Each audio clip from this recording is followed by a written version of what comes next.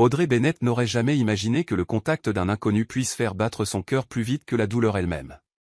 Après avoir tout perdu dans un incendie dévastateur, elle se retrouva face à Charles Whitmore, un milliardaire aux yeux gris qui la regardait comme s'il pouvait lire chaque secret enfoui dans son âme.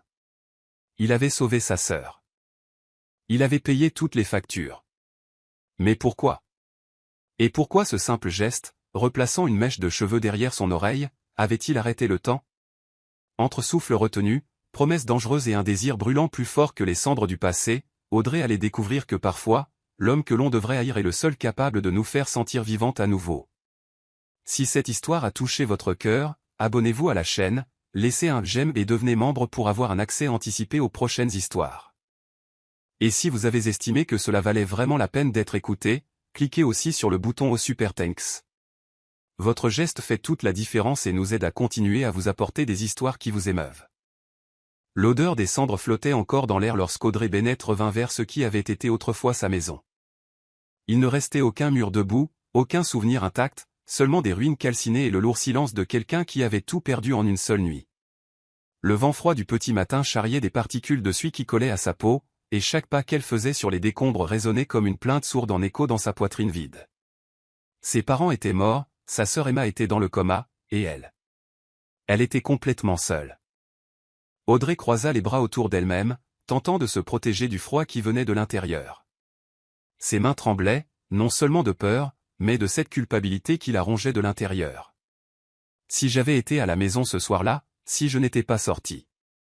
Mais il n'y avait pas de retour en arrière possible, aucun moyen de défaire le passé, seulement des morceaux à ramasser, s'il en restait même encore. L'hôpital n'était qu'à quelques pâtés de maison. Audrey marcha en silence dans les rues désertes, observant les lumières aux fenêtres où des familles dormaient paisiblement, une chose qu'elle ne connaîtrait plus jamais. Lorsqu'elle atteignit l'entrée des urgences, le bruit mécanique des portes automatiques la ramena à la réalité. L'odeur de désinfectant envahit ses narines, mêlée à l'arôme sucré et artificiel du vieux café. Des infirmières passaient en coup de vent, des médecins conversaient à voix basse. Personne ne la regardait, personne ne semblait remarquer la douleur inscrite sur son visage. Audrey s'approcha de l'accueil, la voix nouée dans sa gorge. Je suis ici pour voir ma sœur, Emma Bennett. Elle est aux soins intensifs. La réceptionniste tapa quelque chose sur son ordinateur, mais avant qu'elle ne puisse répondre, une voix grave, élégante et étonnamment calme résonna derrière Audrey. Les frais médicaux ont déjà été réglés, en totalité. Audrey se retourna brusquement, et c'est alors que, pour la première fois, ses yeux rencontrèrent les siens. Charles Whitmore se tenait à quelques mètres, vêtu d'un costume sombre impeccable qui contrastait avec l'environnement chaotique de l'hôpital.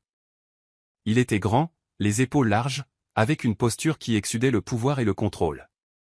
Mais ce qui captiva réellement Audrey, ce furent ses yeux, gris comme la fumée d'un feu sur le point de s'éteindre, mais intenses comme des braises brûlant encore à l'intérieur. Il l'observait d'une manière qui la faisait se sentir nue, exposée, comme s'il pouvait lire chaque pensée cachée dans son âme. Audrey sentit son cœur s'emballer, non de peur, ni de colère, mais à cause de quelque chose qu'elle ne pouvait nommer. « Qui êtes-vous » demanda-t-elle, la voix tremblante. Charles fit un pas en avant, lent, calculé. Chaque mouvement semblait délibéré, comme s'il mesurait sa réaction à chaque seconde. « Quelqu'un qui se soucie de ce qui vous arrive, » répondit-il, sa voix basse et enveloppante. « Vous ne me connaissez pas encore. » Le silence qui s'installa entre eux était épais, chargé de quelque chose qu'Audrey ne parvenait pas à déchiffrer. Il ne détournait pas le regard. Elle non plus. C'était comme s'ils étaient engagés dans une bataille silencieuse, testant qui céderait le premier. « Pourquoi avez-vous fait ça » demanda finalement Audrey, rompant le contact visuel. « Pourquoi avez-vous payé les frais d'hôpital ? Je n'ai pas d'argent pour vous rembourser. Je ne veux pas de votre argent. Alors, que voulez-vous » Charles inclina légèrement la tête, un sourire presque imperceptible effleurant le coin de ses lèvres. « Des réponses. » Audrey fronça les sourcils. « Des réponses à quoi ? » « Retrouvez-moi demain, à 16h, au café en face de la place centrale. » Il sortit une carte de la poche intérieure de sa veste et la lui tendit. Audrey hésita. Chaque fibre de son être lui hurlait de refuser, de s'enfuir d'ici et de ne jamais regarder en arrière. Mais quelque chose de plus fort la retenait sur place. Peut-être était-ce la curiosité. Peut-être le désespoir. Ou peut-être était-ce ce regard, ce maudit regard, qui lui ôtait le sol sous les pieds. Elle prit la carte.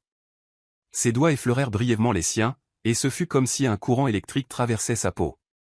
Audrey retira vivement sa main, mais il était trop tard.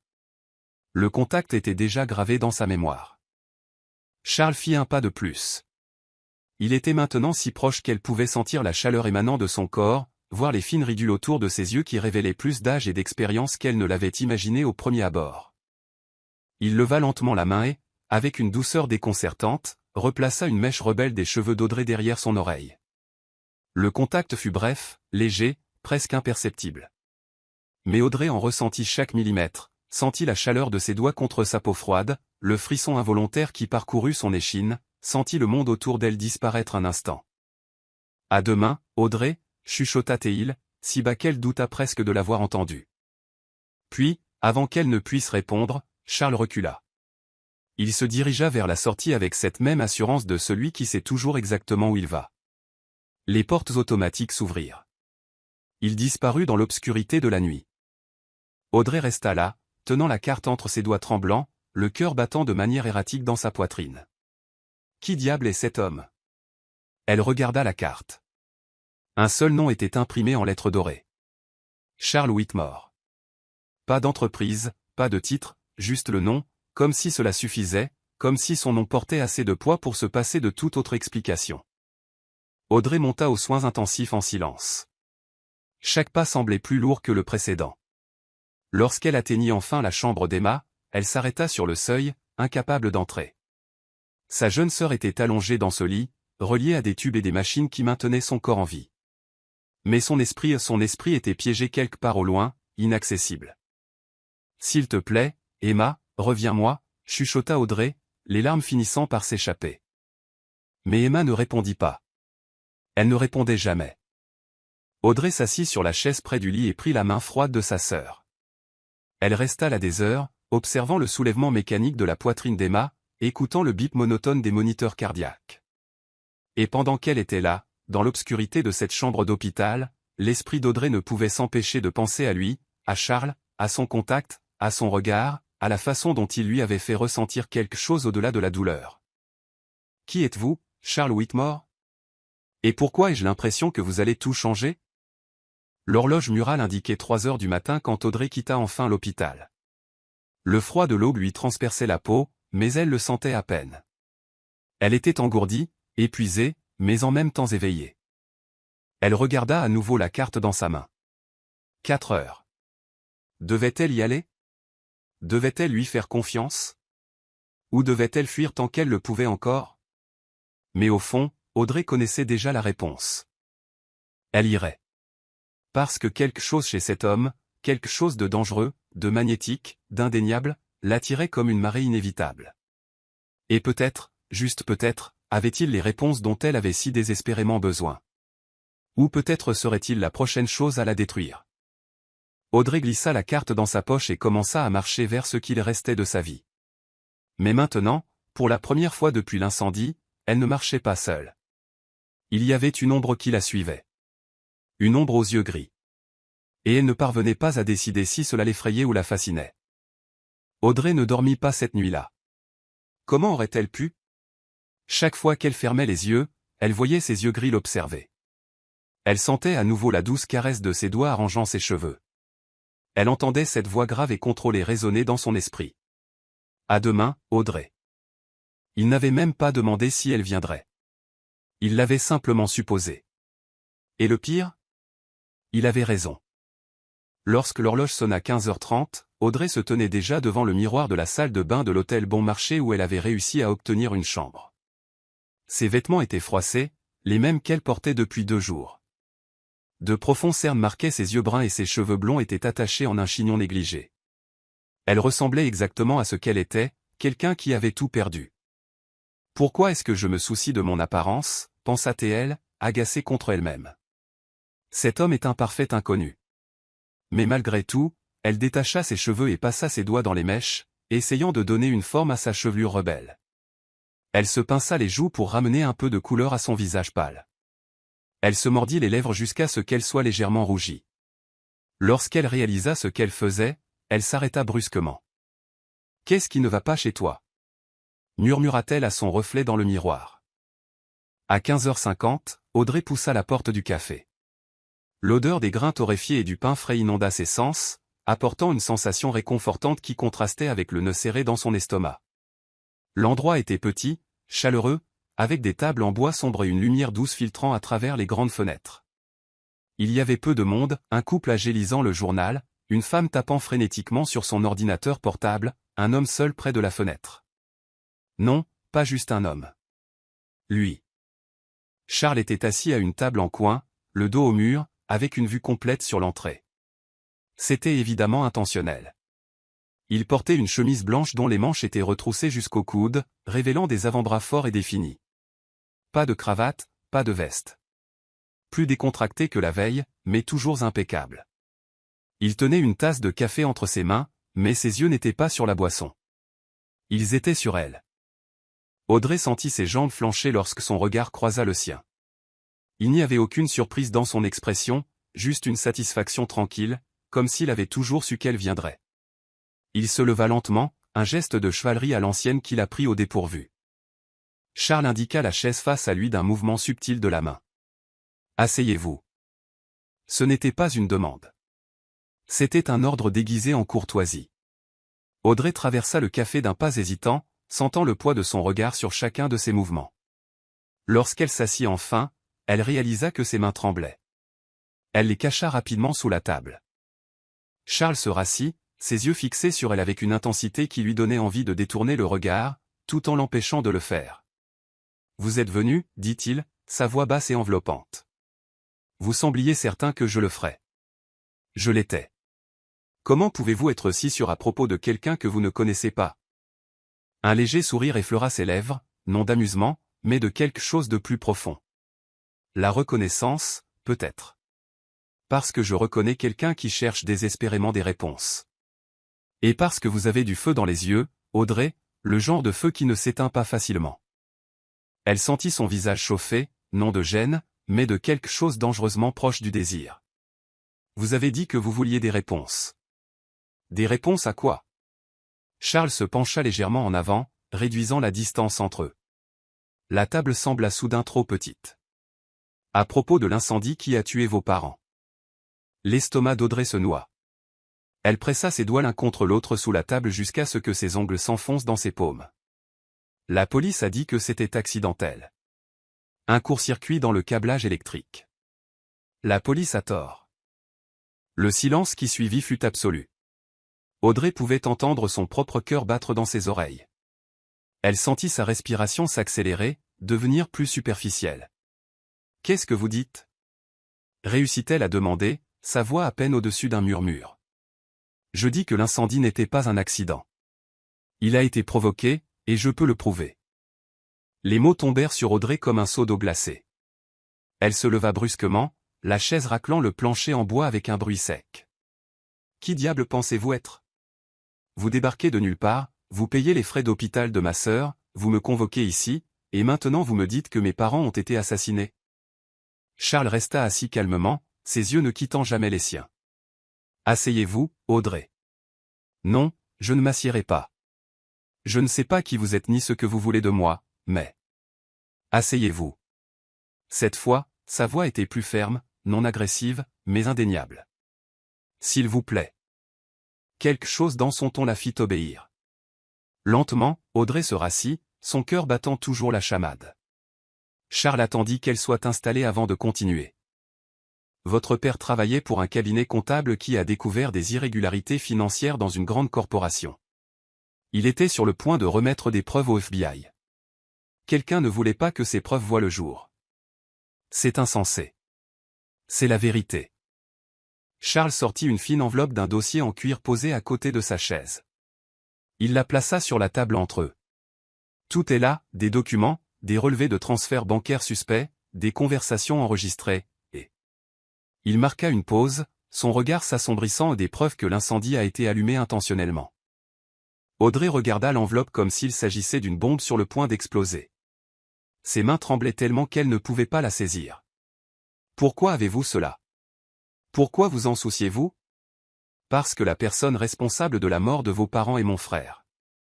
Le monde s'arrêta. Audrey eut l'impression que le sol se dérobait sous ses pieds. Elle fixa Charles, cherchant un signe de mensonge, de manipulation, n'importe quoi indiquant que c'était une sorte de jeu cruel. Mais tout ce qu'elle vit, c'était de la douleur. Une douleur réelle. Une douleur profonde. Votre frère? Ethan Whitmore. Il est le directeur financier de la corporation sur laquelle votre père enquêtait. Quand Ethan a découvert que votre père avait assez de preuves pour le détruire, il a pris des mesures extrêmes. Vous me dites que votre frère a tué mes parents? Et vous voulez quoi? Que je vous remercie de me l'avoir dit? Non. Charles se pencha encore plus en avant, ses yeux pénétrant les siens. Je veux que vous m'aidiez à le mettre derrière les barreaux. Audrey laissa échapper un rire amer, sans humour. Et comment ferais-je cela, exactement? En travaillant pour lui. Le café sembla soudain suffocant. Audrey sentit la chaleur monter dans son cou, ses joues, son front. Vous êtes complètement fou. Je suis tout à fait sérieux. Charles rouvrit le dossier et en sortit un autre document. Un contrat. Je vous offre un poste d'assistante personnelle de mon frère. Vous auriez un accès direct à ses dossiers, ses emails, ses réunions, tout ce dont nous avons besoin pour monter un dossier solide contre lui. Je ne suis pas une espionne. Je ne sais même pas comment. Vous apprendrez. Je vous enseignerai. Je vous donnerai tout ce dont vous avez besoin. Équipement. Formation. Protection. Et qu'est-ce que vous y gagnez, vous? La justice. Menteur. Audrey croisa les bras, les yeux plissés. Personne ne fait tout ça juste pour la justice. Que voulez-vous vraiment? Charles garda le silence un long moment. Puis, lentement, il dit, je veux que mon frère paie pour ce qu'il a fait. Pas seulement à vos parents, mais à beaucoup d'autres personnes qu'il a détruites au fil des ans. Et je veux. Il hésita, une chose rare passant sur son expression, la rédemption. La rédemption? J'ai découvert ce qu'Ethan faisait.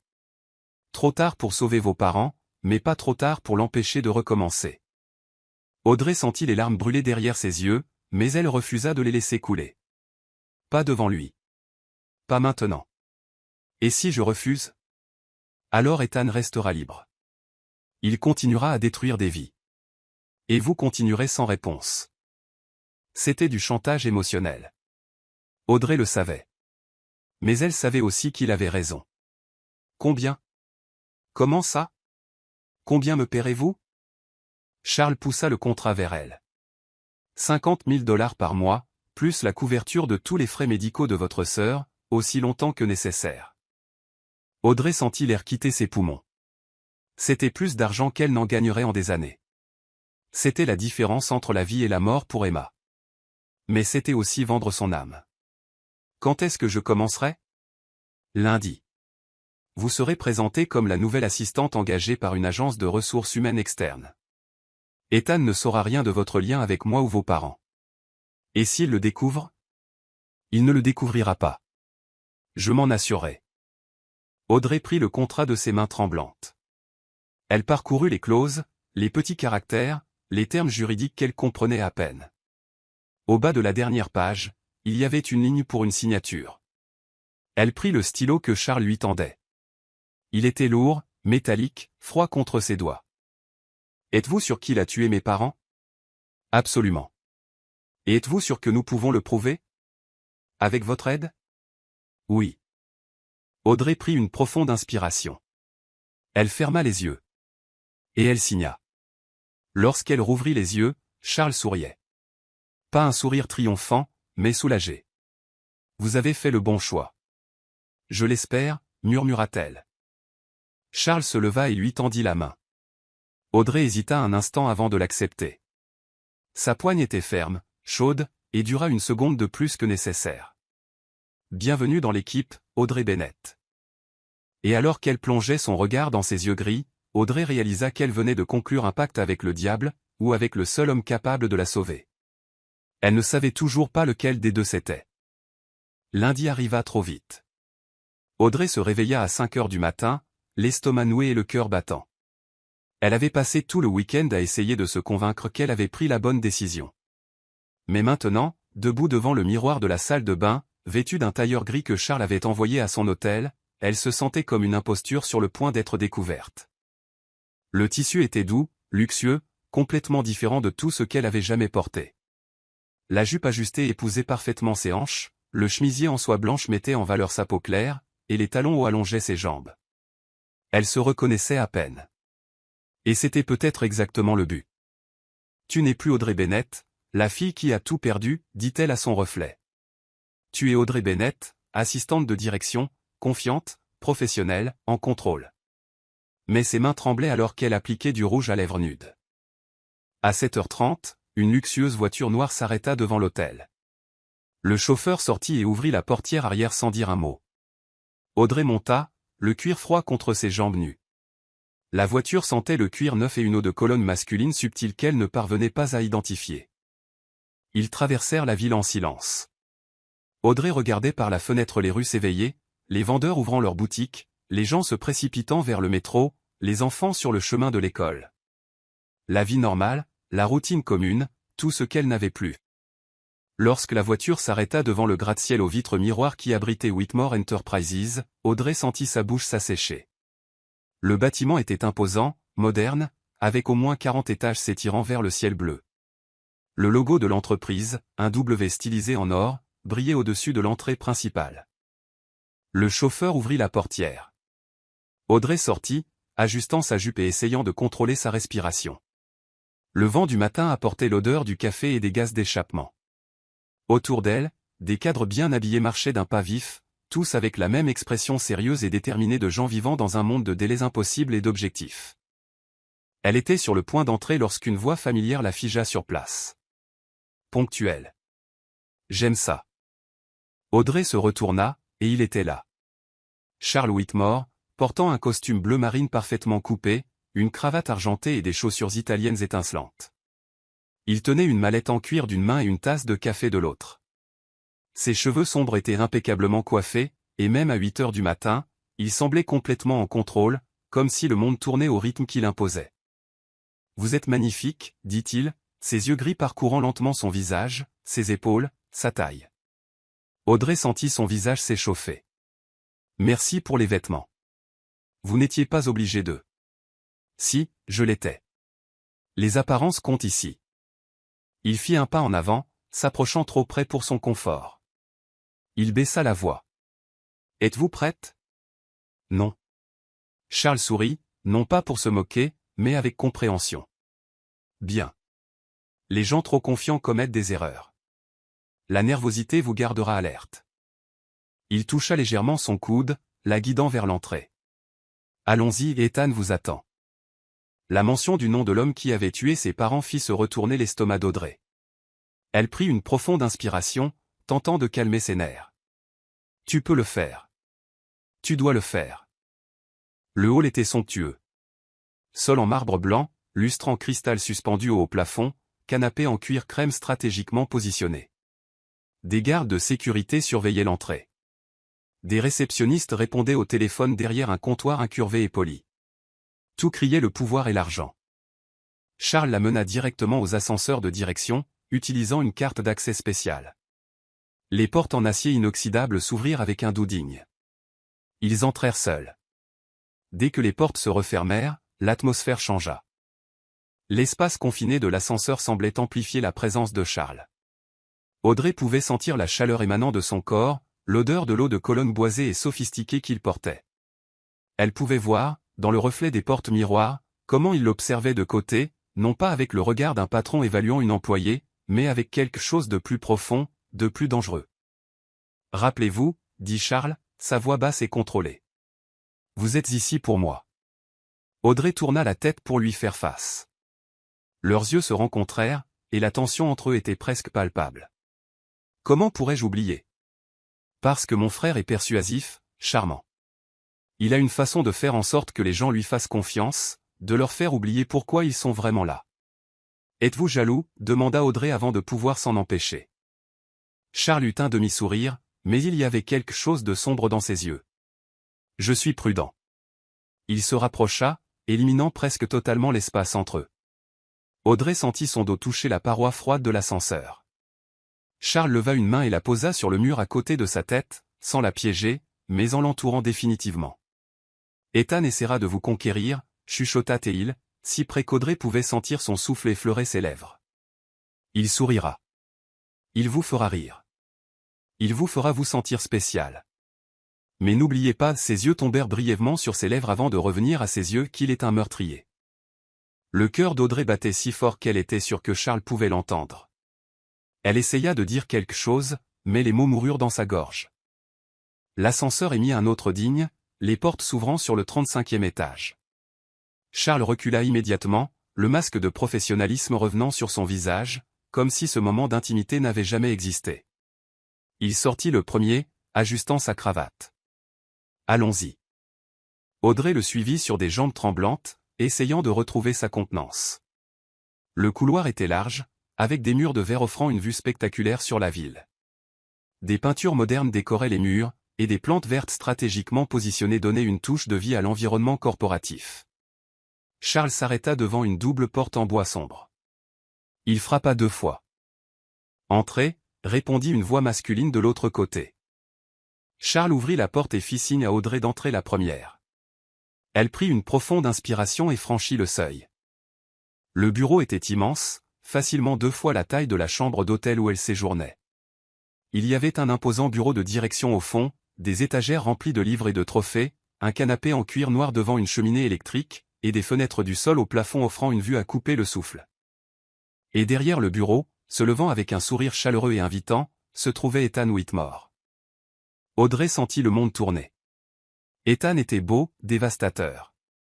Il avait les mêmes cheveux sombres que Charles, mais un peu plus longs, légèrement décoiffés à dessin.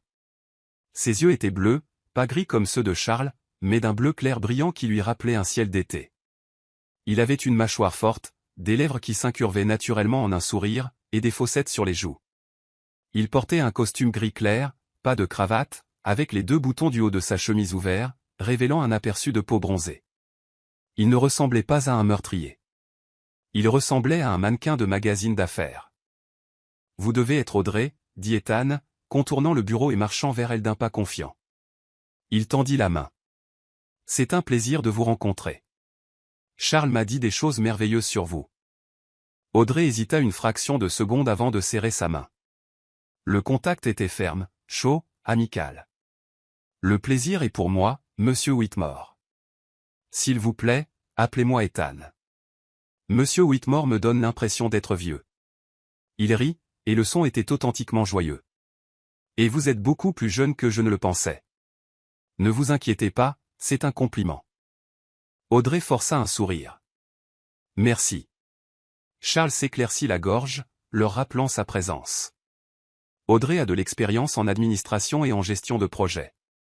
Elle sera parfaite pour organiser ton emploi du temps et t'assister dans les tâches quotidiennes. Ethan regarda son frère avec une expression amusée. « Depuis quand te soucies-tu de l'efficacité de mon emploi du temps ? » « Depuis que tu as manqué 3 réunions importantes le mois dernier, » répondit froidement Charles. Touché. Ethan reporta son attention sur Audrey, ses yeux bleus étudiant son visage avec intérêt. « Eh bien, Audrey, j'espère que vous êtes plus organisée que moi, parce qu'honnêtement, je suis un désastre. » Il y avait quelque chose de désarmant dans son honnêteté, dans son aisance. Audrey se surprit presque à sourire sincèrement. « Non, se rappela-t-elle. Il a tué tes parents. Il a laissé Emma dans le coma. C'est l'ennemi. Je ferai de mon mieux, dit-elle, gardant sa voix neutre. Super. Ethan frappa une fois dans ses mains. Alors commençons. Charles, merci de l'avoir amené. Je suis sûr que tu as des choses plus importantes à faire. C'était un renvoi poli mais clair. Charles hocha la tête, mais avant de partir, ses yeux rencontrèrent ceux d'Audrey un bref instant. Il y avait un avertissement silencieux dans ce regard. Souviens-toi pourquoi tu es là. Puis il fut parti, la porte se refermant doucement derrière lui, et Audrey resta seule avec l'homme qui avait détruit sa famille. Alors, dit Ethan, s'appuyant nonchalamment contre le bord du bureau, croisant les bras sur sa poitrine. Parlez-moi de vous, Audrey Bennett. Qu'est-ce qui vous amène ici? Audrey déglutit difficilement. J'ai besoin de ce travail. Non, non. Il secoua la tête en souriant. Je veux dire, qu'est-ce qui vous fait sortir du lit chaque matin? Qu'est-ce qui vous passionne? Qui êtes-vous quand vous ne portez pas de tailleur et que vous ne faites pas semblant d'être professionnel? La question l'a pris au dépourvu.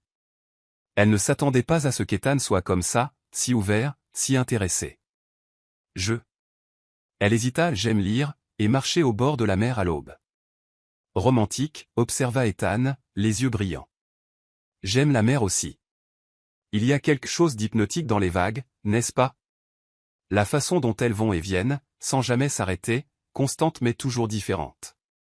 Audrey cligna des yeux, surprise. Exactement. Ethan sourit, un sourire authentique qui illumina tout son visage. Je pense que nous allons très bien nous entendre, Audrey Bennett. Et alors qu'il la guidait hors du bureau pour lui montrer son nouveau poste de travail, Audrey sentit quelque chose de dangereux commencer à grandir en elle. Le doute. Parce que l'homme devant elle ne ressemblait pas à un monstre. Il semblait humain, charmant, réel. Et cela l'effrayait plus que tout. Parce que si Ethan n'était pas le méchant, alors qu'il était. 2 semaines s'étaient écoulées depuis qu'Audrey avait commencé à travailler chez Whitmore Enterprises, et chaque jour était une bataille silencieuse entre ce qu'elle savait et ce qu'elle ressentait. Le jour, elle jouait son rôle à la perfection. L'assistante efficace, discrète, toujours une longueur d'avance sur les besoins d'Ethan. Elle organisait son emploi du temps chaotique, filtra les appels, préparait des rapports, et dès que possible, observait. Écoutait. Cherchait la moindre preuve confirmant ce que Charles avait dit. Mais jusqu'à présent, rien. Ethan Whitmore était compliqué. Il travaillait de longues heures, mais trouvait toujours le temps de demander comment elle allait. Il riait facilement. Faisait des blagues d'autodérision. Traitait les employés avec un respect authentique, du PDG au personnel de ménage. Et avec Audrey, il était attentionné d'une manière qui lui faisait tout remettre en question. Les meurtriers ne demandent pas si vous avez déjeuné, pensait-elle, confuse. Les meurtriers n'apportent pas de café supplémentaire parce qu'ils ont remarqué que vous étiez fatigué. Mais Charles avait été clair. Ethan était dangereux, un manipulateur, et elle devait s'en souvenir. C'était jeudi soir, presque 20 heures, et Audrey était toujours à son bureau, révisant des documents financiers qu'Ethan lui avait demandé d'organiser. La plupart des employés étaient déjà partis, laissant l'étage presque vide. Le seul son était le doux bourdonnement de la climatisation et le tapotement occasionnel de ses doigts sur le clavier. « Vous êtes encore là. » Audrey leva les yeux et trouva Ethan debout dans l'embrasure de la porte de son bureau. Sa cravate desserrée, les manches de sa chemise retroussées. Il avait l'air fatigué, mais conservait ce sourire facile qui semblait être sa marque de fabrique. « Je finis juste quelques petites choses, répondit-elle, forçant un sourire. « Audrey, il est 20 heures. Vous travaillez pour moi. Vous n'êtes pas mon esclave. » Il s'approcha de son bureau, s'appuyant contre le bord. « Rentrez chez vous, reposez-vous. Je vais bien. Juste quelques minutes de plus. » Ethan étudia son visage un instant, ses yeux bleus se plissant légèrement. « Faites-vous toujours ça? Vous sacrifiez pour le travail? Je veux juste faire du bon travail. Vous le faites déjà. Mieux que n'importe quelle assistante que j'ai eue. » Il hésita, puis ajouta, « En fait, mieux que je ne le mérite. » Il y avait quelque chose dans la façon dont il le disait, une vulnérabilité authentique qui serra le cœur d'Audrey. « Non, ne te laisse pas avoir. Il te manipule. » Mais avant qu'elle ne puisse répondre, son téléphone vibra sur le bureau. Un message. « Charles. Dîner. Demain soir. Toi et Ethan. J'ai besoin que tu lui fasses ressentir quelque chose. » Audrey sentit son estomac se retourner. Elle savait que ce moment viendrait. Charles avait été clair dès le début. Elle n'était pas là juste pour espionner. Elle était là pour se rapprocher d'Ethan, pour lui faire confiance, pour, si nécessaire, faire en sorte qu'il tienne à elle. Mais l'idée de manipuler délibérément les sentiments de quelqu'un, même si ce quelqu'un était un meurtrier présumé, la rendait malade. « Tout va bien ?» demanda Ethan, remarquant son expression. Audrey verrouilla rapidement son téléphone et força un autre sourire. « Oui. Juste ma sœur. » Le mensonge vint trop facilement. « Comment va-t-elle? Vous m'avez dit qu'elle était à l'hôpital, c'est ça? » Audrey cligna des yeux, surprise qu'il s'en souvienne. Elle n'avait mentionné Emma qu'une fois, nonchalamment, au cours de la première semaine. Elle est pareille. Toujours dans le coma. Je suis désolé. Et à la manière dont il le disait, elle le crut. Cela doit être incroyablement difficile. Ça l'est. Ethan resta silencieux un moment, puis se redressa. Vous savez quoi? Sortons d'ici. Il y a un bar à 2 rues qui fait les meilleurs nachos de la ville. C'est ma tournée, pour vous récompenser de supporter mon chaos organisationnel. Ethan, je n'accepte pas de refus. Vous avez trop travaillé cette semaine. Vous méritez de vous détendre. Il tendit la main. Allez. Juste 1 heure. Je promets de ne pas parler boulot. Audrey regarda sa main tendue, puis son visage. Ses yeux bleus étaient sincères, chaleureux, invitants. C'est ce que Charles veut, se rappela TL. La proximité. La confiance. Lentement, elle prit sa main. D'accord. 1 heure. Le sourire qui illumina le visage d'Ethan fut authentique et dévastateur. Le bar était petit, confortable, avec un éclairage tamisé et une musique douce en fond sonore. Ça sentait la bière fraîche et la friture, réconfortant et familier. Ils s'assirent à une table en coin, loin du passage principal. Ethan commanda des nachos, une bière pour lui et un mojito pour Audrey sans même demander. « Comment saviez-vous que j'aime les mojitos » demanda-t-elle, surprise. « Vous avez une photo sur votre bureau, vous sur une plage, tenant une boisson verte. » J'ai déduit, haussa-t-il les épaules, comme si c'était la chose la plus naturelle au monde de prêter attention à ces détails. Audrey sentit quelque chose d'étrange dans sa poitrine, quelque chose de dangereux. Vous êtes observateur. Seulement quand il s'agit de choses qui comptent. Leurs yeux se croisèrent, et Audrey détourna rapidement le regard, saisissant le menu comme distraction. Ils parlèrent. De tout et de rien. Ethan raconta des histoires drôles sur des clients difficiles. Audrey partagea des souvenirs d'enfance inoffensifs, des versions éditées qui ne révélaient rien de l'incendie ou de ses parents. Ils rirent, burent. Et pendant 1 heure, Audrey oublia presque pourquoi elle était là. Presque. Parce qu'alors, Ethan effleura légèrement sa main sur la table. Merci pour ça, dit-il doucement. Pourquoi? Pour m'avoir rappelé qu'il y a une vie en dehors du bureau. Je suis tellement consumé par le travail que parfois j'oublie de respirer. Audrey regarda sa main sur la sienne. Elle était chaude. Douce. Complètement à l'opposé de ce que devrait être la main d'un meurtrier. Ethan. Je sais. Il retira rapidement sa main, comme s'il avait réalisé qu'il avait franchi une ligne. Désolé. Je ne voulais pas vous mettre mal à l'aise. Ce n'était pas ça. C'est juste que... Tu as tué mes parents. Tu as détruit ma famille. Je devrais te haïr. C'est compliqué. La ville est toujours... Il sourit, mais il y avait de la tristesse dans ses yeux. Surtout pour les gens comme nous.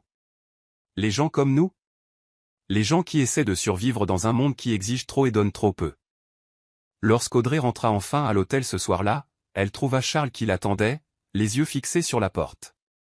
Dès qu'il la vit, il se leva. « Où étiez-vous » ? « Je travaillais, » répondit-elle, essayant de passer devant lui. Charles lui saisit le bras, sans force, mais assez fermement pour la faire arrêter. « Ne me mentez pas. » Audrey dégagea son bras. « Je suis sorti boire un verre avec Ethan. N'est-ce pas vous qui vouliez que je me rapproche de lui ? Vous rapprocher, oui.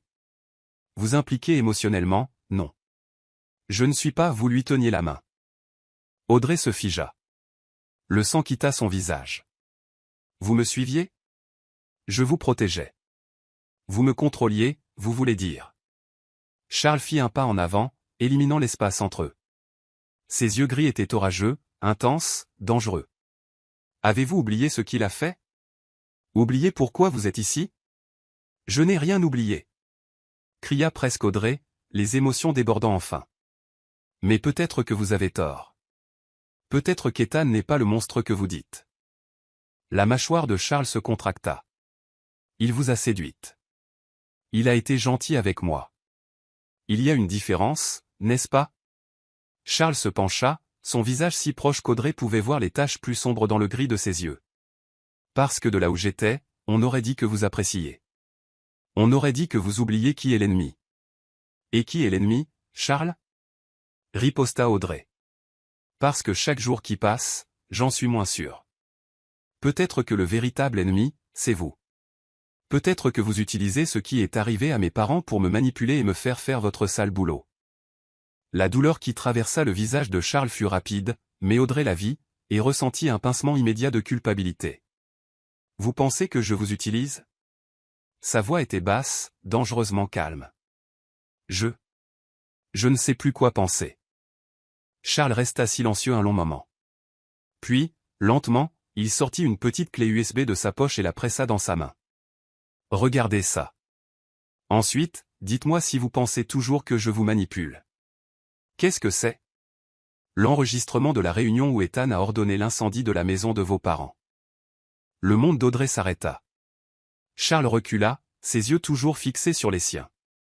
Et quand vous aurez fini de regarder, chuchota Théil, la voix chargée d'une émotion contenue, venez me trouver. Parce que vous aurez besoin de moi.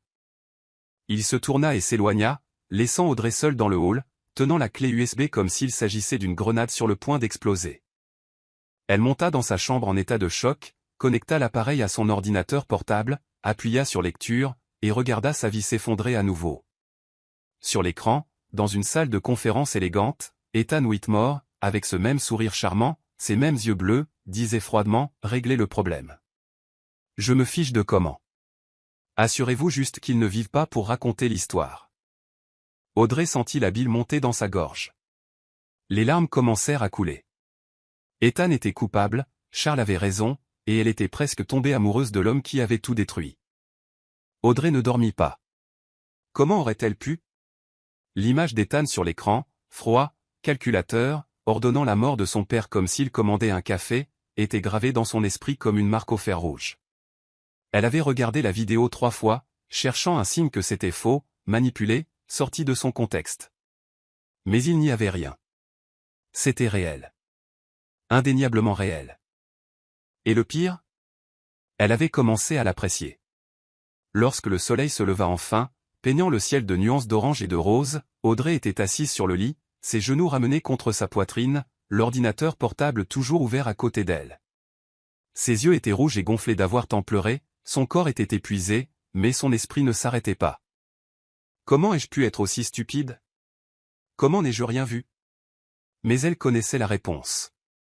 Ethan était bon. Très bon. Il avait créé un personnage si convaincant, le jeune frère insouciant, le patron attentif, l'homme vulnérable essayant de survivre dans un monde difficile, que même en connaissant la vérité, une partie d'elle voulait encore croire qu'il y avait quelque chose de bon en lui. Et cela la rendait malade. À 7 heures du matin, elle reçut un message de Charles. Charles. Mon bureau. 8 heures. Nous devons parler. Audrey regarda le message longuement avant de répondre. Audrey. J'y serai. Le bureau de Charles était au 40e étage, 3 étages au-dessus de celui d'Ethan. C'était spacieux, minimaliste, avec des nuances de gris et de noir qui correspondaient parfaitement à sa personnalité. Il y avait un imposant bureau de verre et d'acier, des étagères remplies de livres juridiques et financiers, et un mur entier de fenêtres offrant une vue panoramique sur la ville. Lorsqu'Audrey entra, Charles se tenait devant les fenêtres, les mains dans les poches, les épaules tendues. Il ne se retourna pas immédiatement. Vous l'avez regardé. Ce n'était pas une question. Oui. Silence. Puis, lentement, Charles se retourna. Ce qu'Audrey vit sur son visage la prit au dépourvu. Il n'y avait aucune satisfaction d'avoir eu raison. Aucun triomphe. Juste de la douleur. Une douleur profonde, ancienne, qu'il portait comme une cicatrice invisible. Je suis désolé, dit-il doucement. Pourquoi? Vous aviez raison. Surtout. Cela ne rend pas les choses plus faciles. Audrey sentit les larmes brûler à nouveau, mais elle les retint. Elle était fatiguée de pleurer. Fatiguée de se sentir faible. J'ai presque. Sa voix se brisa, j'ai presque cru en lui. J'ai presque pensé que vous aviez tort. Je sais. Charles fit quelques pas vers elle. C'est pour ça qu'il est dangereux. Ethan n'est pas comme les méchants de cinéma. Il ne porte pas de masque. Il ne rit pas diaboliquement en complotant. Il est humain, charmant, convaincant. C'est ce qui le rend si létal. Comment supportez-vous cela? Demanda Audrey, la voix tremblante. Comment travaillez-vous à ses côtés chaque jour, sachant ce qu'il est? La mâchoire de Charles se serra. Parce que quelqu'un doit l'arrêter. Et parce que si je ne le fais pas, qui le fera? Mais c'est votre frère. C'était mon frère. La voix de Charles était froide maintenant, tranchante comme du verre. L'homme que je connaissais est mort il y a longtemps. Ce qu'il reste n'est qu'une coquille portant son visage. Audrey regarda Charles, le regarda vraiment. Et pour la première fois, elle vit au-delà de la façade de contrôle et de pouvoir. Elle vit un homme portant le poids de la trahison familiale. Elle vit quelqu'un qui, comme elle, avait perdu quelque chose de précieux.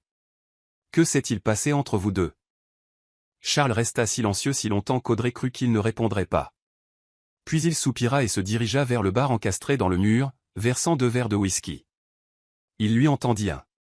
Audrey le prit, même s'il n'était que 8 heures du matin. Elle en avait besoin. Charles but une longue gorgée avant de parler. Notre père a bâti cette entreprise à partir de rien. C'était un homme difficile, mais juste. À sa mort, il a laissé l'entreprise divisée également entre moi et Ethan. Je m'occupais des opérations juridiques et de la conformité. Ethan s'occupait des finances. Cela aurait dû être un partenariat parfait. Il marqua une pause, son expression se durcissant. Mais Ethan en voulait plus. Il a commencé à faire des affaires dans l'ombre, blanchiment d'argent, pot de vin, manipulation boursière. Quand j'ai découvert je l'ai confronté. Et tu sais ce qu'il a dit? Audrey secoua la tête. Il a dit, tu as toujours été trop faible pour faire le nécessaire. Charles laissa échapper un rire amer. Et ensuite, il a essayé de me faire porter le chapeau pour ses crimes. Ça a failli marcher. Il m'a fallu 2 ans pour blanchir mon nom. Mon Dieu. Ton père a découvert ce qu'Ethan trafiquait lors d'un audit de nos comptes. Il était trop doué dans son travail. Il a trouvé des preuves dont j'ignorais moi-même l'existence. Et quand Ethan a réalisé qu'il allait tout exposer. Charles ne termina pas sa phrase. Il n'en avait pas besoin. Audrey sentit la colère monter en elle comme une vague sombre et dévorante. Je vais le détruire, dit-elle, la voix basse mais ferme. Je ferai en sorte qu'il paie pour tout ce qu'il a fait. Charles l'étudia un long moment. En es-tu sûr? Parce qu'une fois que nous aurons commencé, il n'y aura pas de retour en arrière. Ethan finira par le découvrir. Et quand il le fera? Je m'en fiche. Audrey fit un pas en avant, ses yeux croisant les siens avec une détermination féroce. Il m'a pris mes parents. Il a détruit ma famille. Il mérite de payer. Quelque chose changea dans l'expression de Charles. De l'admiration, peut-être. Ou quelque chose de plus profond. Alors faisons les choses correctement. Il posa son verre et se dirigea vers le bureau, ouvrant un dossier. Ce soir, Ethan a un dîner d'affaires avec des investisseurs internationaux. J'ai besoin que tu l'accompagnes. Quoi? Pourquoi? Parce que pendant qu'il sera distrait, tu auras accès à son bureau. Charles sortit un petit appareil du tiroir. Cela ressemblait à une clé USB ordinaire. C'est un cloneur de données. Tu le connecteras à son ordinateur et tu copieras tout. Mais, fichier, transaction. Tout. Audrey prit l'appareil, dont le poids semblait étonnamment lourd dans sa main. Et s'il revient? Si quelqu'un me voit? Je ferai en sorte qu'il reste occupé. Fais-moi confiance. Vous faire confiance? Audrey laissa échapper un rire sans joie. Vous réalisez que la seule raison pour laquelle je suis ici, c'est parce que vous m'avez manipulé pour entrer dans ce jeu? Charles fit un pas vers elle, éliminant l'espace qui les séparait. Il était grand. Elle dut incliner la tête en arrière pour plonger son regard dans le sien. Je ne t'ai pas manipulé. Je t'ai donné le choix. Et tu l'as fait. Le choix entre quoi? Laisser ma sœur mourir ou devenir une espionne? Le choix entre accepter l'injustice ou se battre pour la justice? N'essayez pas de rendre ça noble, claqua Audrey en pointant son doigt sur son torse. Vous m'avez utilisé. Vous saviez que j'étais vulnérable et désespéré, et vous en avez profité. Charles saisit son poignet, sans brutalité mais avec fermeté, l'empêchant de se reculer. Tu as raison, admit-il, la voix sourde et intense. Je t'ai utilisé. J'ai vu une opportunité et je l'ai saisie. Mais ce n'était pas que ça.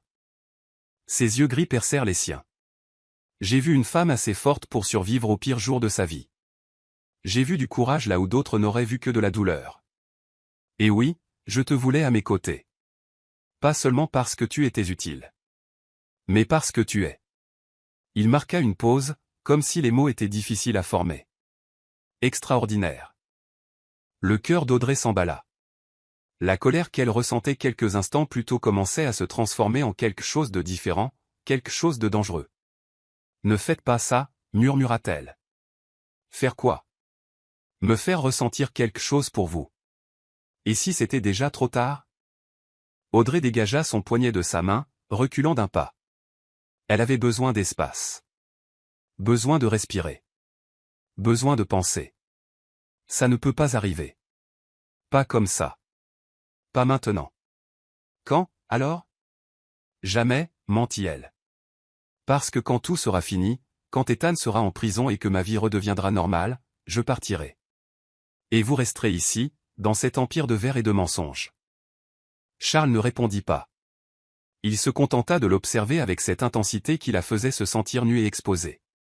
Finalement, il parla, la voix si basse qu'elle n'était qu'un murmure. Tu peux te mentir à toi-même, Audrey. Mais ne me mens pas à moi. Je te vois. Vraiment. Et je sais que tu ressens la même chose. Audrey sentit les larmes menacées de revenir, mais elle les refoula. Ça n'a pas d'importance. Ce qui compte, c'est la justice pour mes parents. Tu as raison. Charles recula, le masque du professionnalisme reprenant sa place. Alors concentre-toi là-dessus. Concentre-toi sur la destruction d'Ethan et ensuite. Il marqua une pause. Nous verrons ce qu'il en est de nous. S'il y a un « nous », pensa Audrey. Mais elle ne le dit pas à voix haute, car au fond, elle connaissait la vérité. Il y avait quelque chose. Quelque chose d'intense, de compliqué et de complètement faux, exactement au bon moment. Et cela l'effrayait plus que tout. La nuit tomba trop vite. Audrey avait passé la journée entière dans son appartement, répétant mentalement chaque étape du plan. Connecter l'appareil. Attendre le téléchargement. Déconnecter. Partir. Simple en théorie. Potentiellement fatal en pratique. À 19h30, elle se tenait devant son miroir, vêtue d'une robe en soie noire que Charles lui avait fait envoyer plus tôt. Elle était élégante, discrète, mais moulait ses courbes d'une manière qui la faisait se sentir à la fois puissante et vulnérable. Le décolleté en V était assez audacieux pour attirer l'attention, mais pas assez pour paraître inapproprié.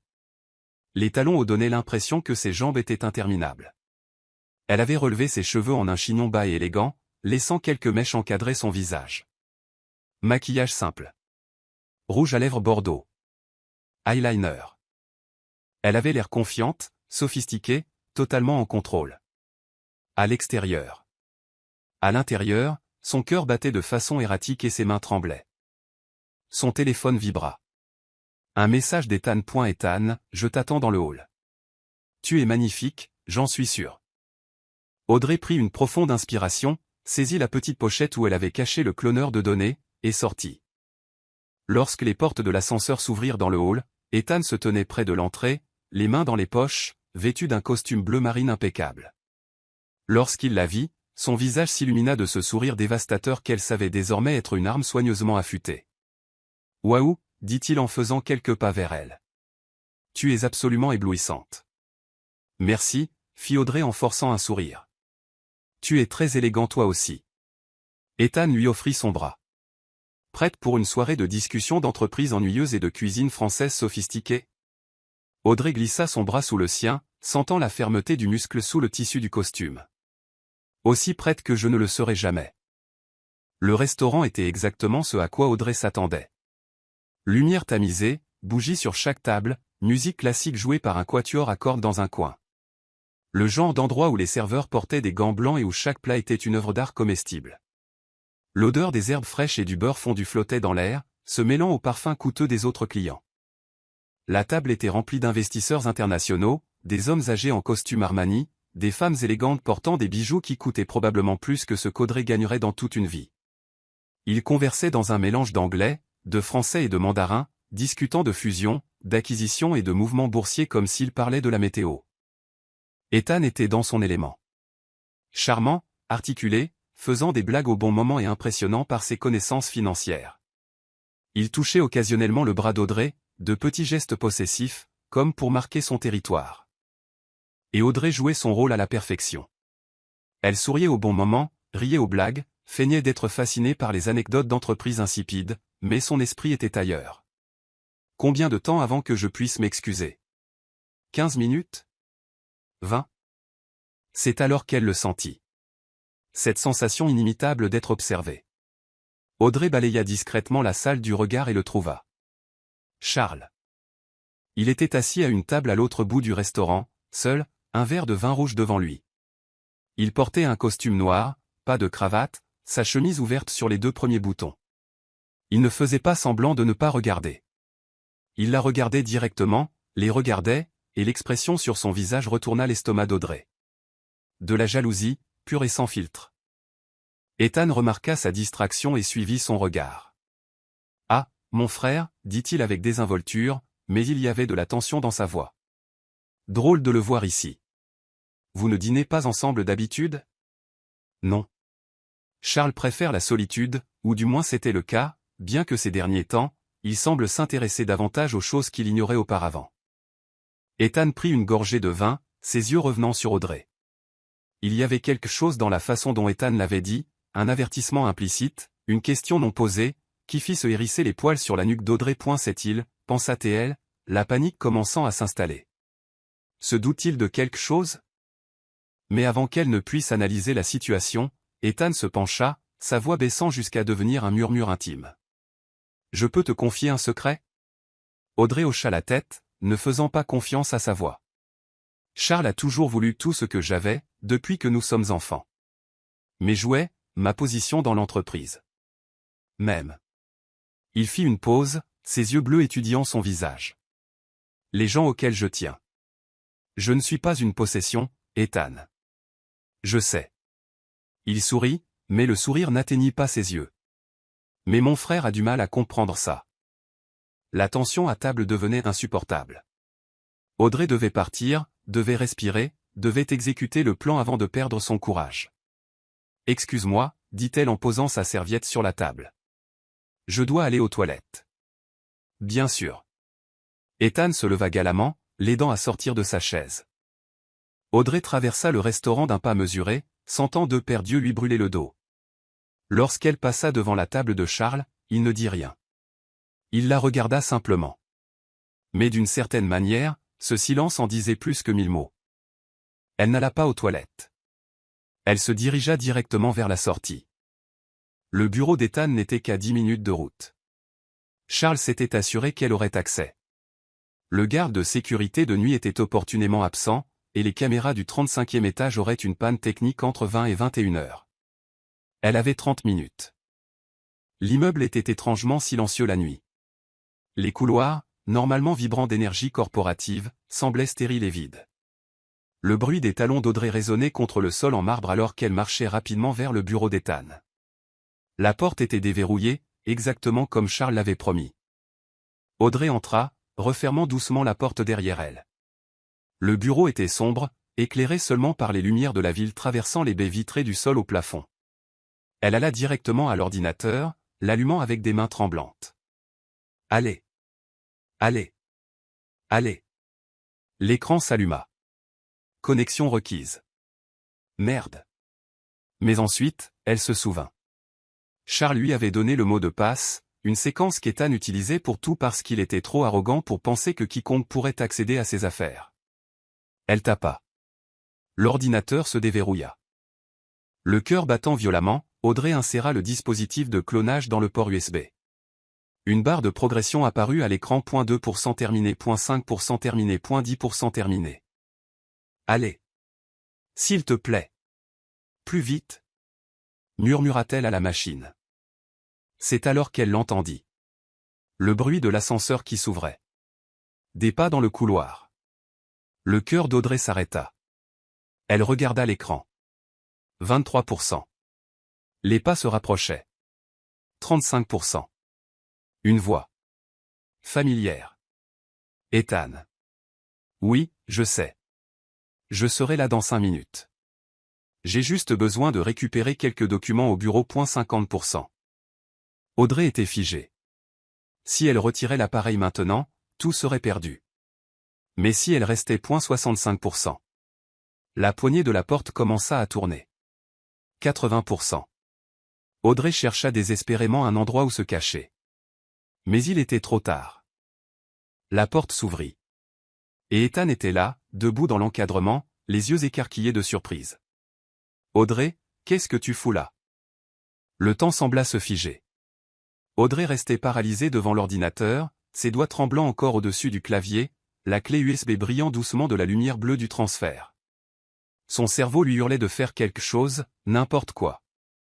Mais son corps refusait d'obéir. Ethan entra lentement dans le bureau, refermant la porte derrière lui avec un clic doux qui résonna comme un coup de feu dans le silence. Il ne courut pas. Ne cria pas.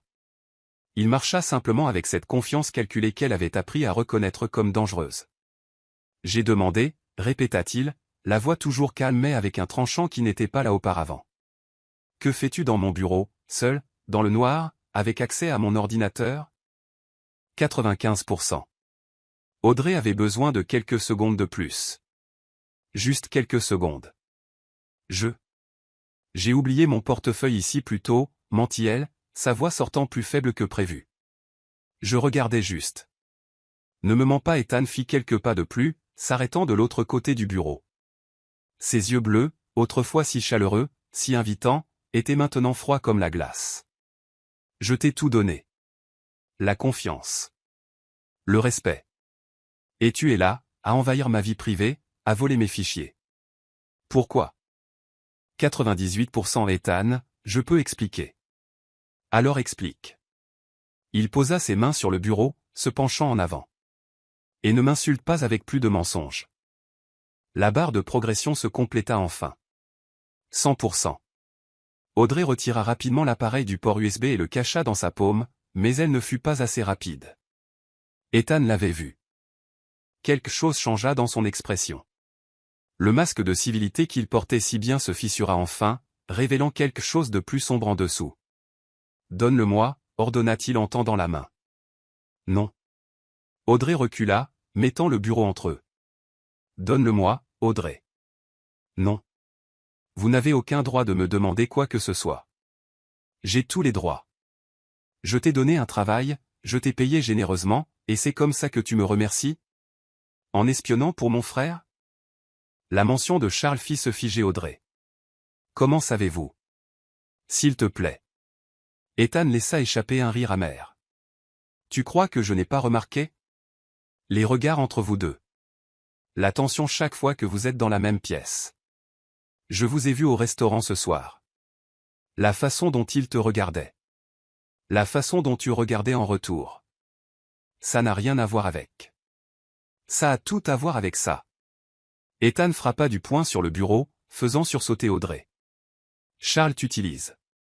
Il te manipule, te met des mensonges dans la tête à mon sujet, te fait croire que je suis une sorte de monstre. Tu as tué mon père.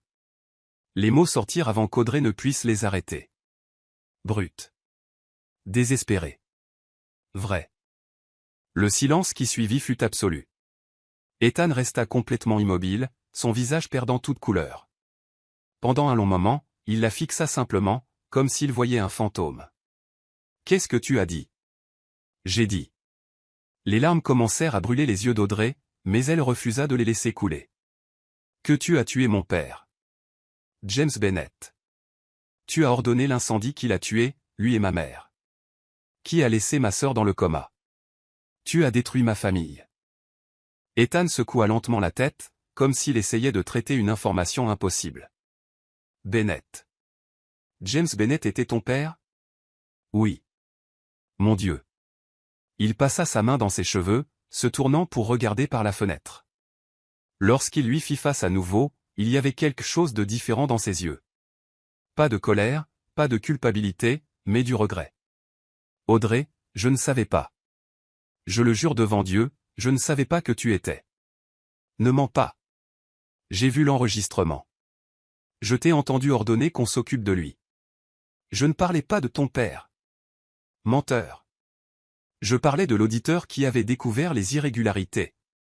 Cria Ethan en retour, sa voix se brisant. J'ai payé pour qu'il soit transféré dans une autre entreprise, pour l'éloigner.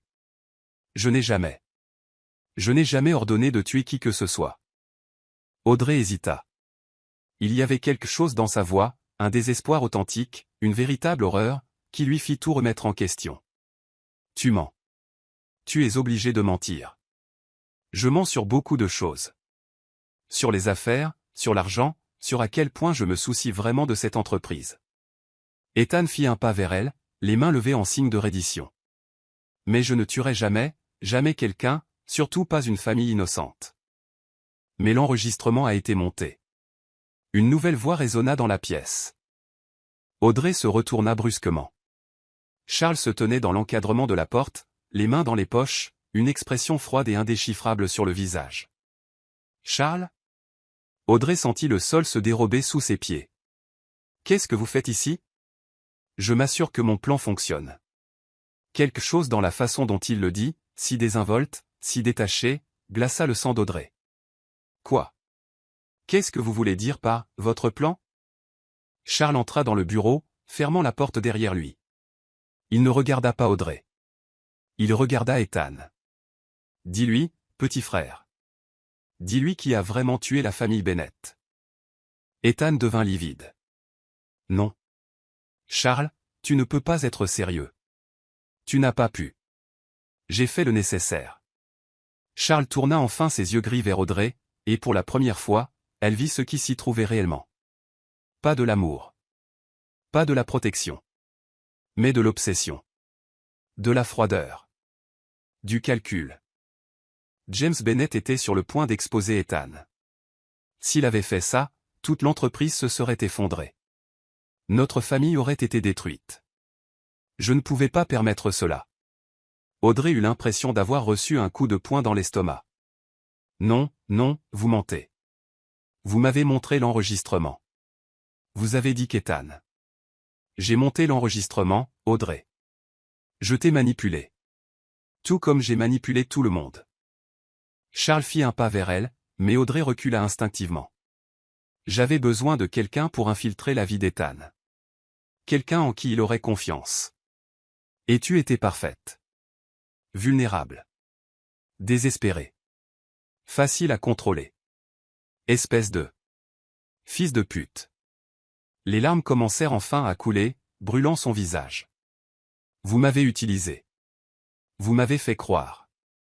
Je t'ai fait croire ce que j'avais besoin que tu crois.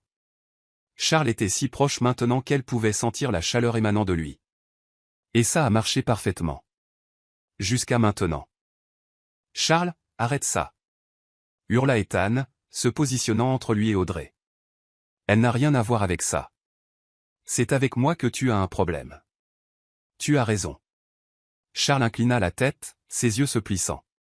Mais elle est devenue une complication. Une belle et ravissante complication qui en sait trop. La peur explosa en Audrey comme de la glace dans ses veines. Vous allez me tuer aussi ? Non. Charles sourit. Mais il n'y avait aucune chaleur là-dedans. Seulement de la froideur. Je vais faire pire. Je vais m'assurer que tu ne puisses jamais rien prouver. Je vais détruire toutes les preuves que tu as collectées. Et je vais faire en sorte que si tu essaies d'exposer la vérité, tu sois vue comme une folle. Une femme instable, traumatisée par la tragédie, qui a inventé une théorie du complot parce qu'elle ne peut pas accepter que l'incendie était un accident. Les gens me croiront. Vraiment ? Charles sortit son téléphone de sa poche. Parce que j'ai ici des conversations de toi avec un psychiatre que j'ai payé pour les falsifier. Des ordonnances pour des antipsychotiques. Des dossiers d'admission en clinique psychiatrique. Tout est faux, bien sûr, mais très convaincant. Audrey sentit le monde s'effondrer autour d'elle. Pourquoi ? Pourquoi faire tout ça ? Parce que je protège ce qui est à moi. L'entreprise. L'héritage familial. Et rien. Il fit un pas en avant, ses yeux perçant les siens. Rien ne m'arrêtera. C'est alors qu'Ethan bougea. Il poussa Charles violemment, le faisant trébucher en arrière. « Cours !» cria Ethan à Audrey. « Cours et ne te retourne pas !» Mais Audrey était figée. Paralysée par le choc, la trahison et la douleur. Charles se rétablit rapidement, ses yeux brillant d'une colère froide. « Tu as toujours été faible, Ethan. Toujours à faire passer tes émotions avant ce qui compte. Et tu as toujours été un psychopathe. » Charles sourit. « Peut-être. Mais au moins, j'ai gagné. » Et puis tout se passa trop vite. Charles sortit quelque chose de sa veste, quelque chose de petit et métallique qui brilla dans la pénombre. Une arme. Audrey hurla. Ethan se jeta devant elle au moment exact où le coup de feu résonna dans la pièce. Le bruit de la détonation ébranla les murs de verre et perça le silence de la nuit comme le tonnerre. Audrey sentit le corps d'Ethan heurter le sien, son poids la poussant en arrière jusqu'à ce qu'ils tombent tous deux au sol. L'impact lui coupa le souffle, mais ce n'était rien comparé à l'horreur qui la submergea lorsqu'elle vit la tache rouge s'étendre sur le costume gris d'Ethan. Non, non, non. Audrey hurlait, ses mains pressant automatiquement la plaie sur son épaule. Du sang chaud et visqueux coulait entre ses doigts, tachant sa peau, ses vêtements, le sol. Ethan, reste avec moi, s'il te plaît, reste avec moi. Ethan toussa, son visage tordu par la douleur, mais il parvint quand même à former un faible sourire. Je t'avais dit que c'était Charles le problème, pas moi, murmura-t-il, la voix défaillante. Audrey leva les yeux vers l'homme qu'elle avait commencé à croire, l'homme qui avait touché son visage avec tendresse, l'homme qui avait promis de rester à ses côtés. Charles se tenait à quelques mètres, l'arme toujours pointée, mais maintenant, il y avait quelque chose de différent dans son expression. Ce n'était pas du triomphe, ce n'était pas de la froideur, c'était de la confusion, comme s'il ne croyait pas lui-même ce qu'il venait de faire. Je ne voulais pas, commença Charles, la voix étrangement lointaine. Il n'aurait pas dû bouger, il n'aurait pas dû. Tais-toi, cria Audrey, les larmes coulant désormais de manière incontrôlable. Tu lui as tiré dessus, tu as tiré sur ton propre frère. Je n'avais pas le choix. Il y a toujours le choix. Elle appuya plus fort sur la blessure d'Ethan, essayant désespérément d'arrêter l'hémorragie. Et vous avez choisi d'être un monstre. Les mots semblèrent frapper Charles comme une gifle physique. Il abaissa légèrement l'arme, ses yeux rencontrant enfin les siens, et pour la première fois depuis le début, Audrey y vit quelque chose d'humain. Du regret, peut-être, ou le souvenir lointain de celui qu'il était avant que le pouvoir et l'obsession ne le consument complètement. Audrey, commença-t-il en faisant un pas en avant. N'approchez pas. Elle positionna son corps entre lui et Ethan, comme si elle pouvait le protéger de sa propre vie. Si vous me tirez dessus aussi, vous devrez me regarder dans les yeux en le faisant. Vous devrez voir ce que vous avez détruit. Charles s'arrêta. L'arme trembla légèrement dans sa main. C'est alors que le son des sirènes commença à résonner au loin, devenant de plus en plus fort, de plus en plus proche. L'expression de Charles changea. La panique remplaça la froideur. « Qui a appelé la police ?» exigea-t-il. « Je l'ai fait. » Une voix féminine faible répondit depuis l'entrée. Tout le monde se tourna. Sarah, la réceptionniste du 35e étage, une femme d'âge moyen qui souriait toujours à Audrey quand elle arrivait le matin, se tenait dans l'entrée, son téléphone à la main, les yeux écarquillés d'horreur. J'ai entendu le coup de feu. J'ai tout vu sur les caméras du couloir avant qu'elle ne tombe en panne. Elle regarda directement Charles, et il y avait un courage féroce dans ses yeux qui contredisait son corps tremblant. J'ai tout enregistré, et je l'ai déjà envoyé à la police. Le visage de Charles perdit toute couleur. Vous ne comprenez pas. Je protégeais. Vous ne protégiez rien d'autre que votre propre pouvoir. Sarah fit un pas en avant, sa voix gagnant en force. Je travaille pour cette entreprise depuis 15 ans. Je vous ai vu passer d'un homme bon à ça. Et je ne resterai plus silencieuse. Les sirènes étaient maintenant dans la rue, des lumières rouges et bleues se reflétant dans les fenêtres du bureau. Charles regarda autour de lui, l'arme dans sa main, son frère saignant au sol, Audrey les mains couvertes de sang, Sarah bloquant sa seule sortie. Il était coincé. Et pour la première fois depuis qu'Audrey l'avait rencontré, Charles Whitmore semblait perdu.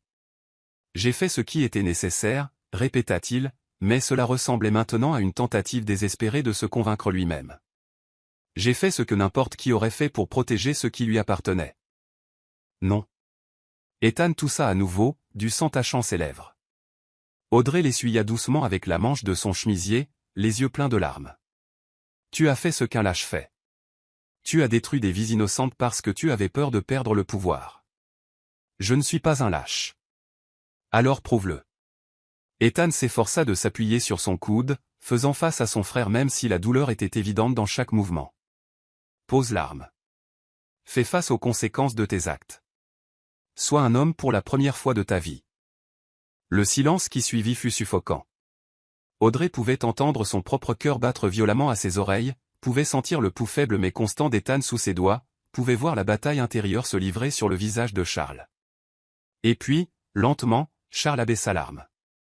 Il ne l'attendit pas, il la laissa simplement tomber au sol avec un bruit métallique qui résonna comme un glas funèbre. « Je suis désolé », murmura-t-il, mais on ne savait pas trop à qui il s'adressait. À Ethan? À Audrey? À lui-même? Je n'ai jamais voulu en arriver là. Mais c'est arrivé. Audrey trouva enfin sa voix, froide et ferme malgré les larmes. À cause de vos choix. À cause de votre cupidité. Et maintenant, vous allez payer pour tout. Les portes de l'ascenseur s'ouvrirent avec un tintement net et soudain, le bureau fut inondé de policiers armés, d'ambulanciers portant des brancards et du chaos contrôlé d'une scène de crime active. Main en évidence. Cria un officier, son arme pointée sur Charles. Charles obéit, levant les mains lentement. Il n'y avait plus de résistance en lui, juste une résignation fatiguée. Audrey fut doucement écartée d'Ethan par les ambulanciers, qui commencèrent immédiatement à travailler pour le stabiliser. Elle regarda, impuissante, alors qu'ils appliquaient des bandages, vérifiaient les signes vitaux, le préparaient pour le transport. « Est-ce qu'il va s'en sortir ?» demanda-t-elle, la voix brisée. La balle a touché l'épaule, répondit l'ambulancier sans quitter son travail des yeux.